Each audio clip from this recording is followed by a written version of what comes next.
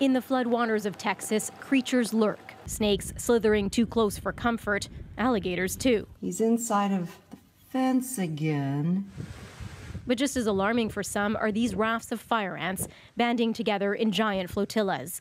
One man reported a swarm near a reservoir, warning, do not touch with your oar or paddle.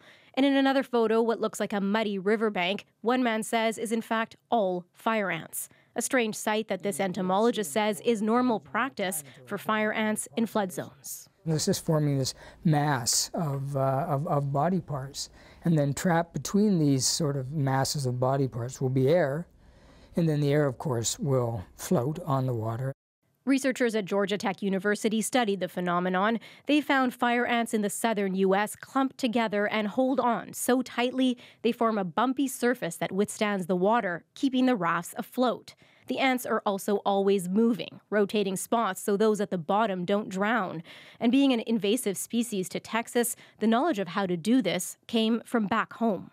The Pantanal region of Argentina and primarily Brazil, and these are areas that flood quite regularly. So it makes a lot of sense that they will have developed these behaviors to allow them to survive flood conditions there.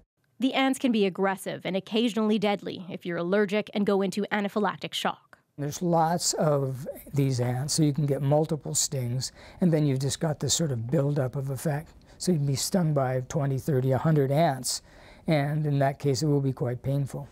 But he says once the waters recede, the ants will also be yearning to go back underground where they belong. A colony of fire ants floating through. Salima Shivji, CBC News, Toronto.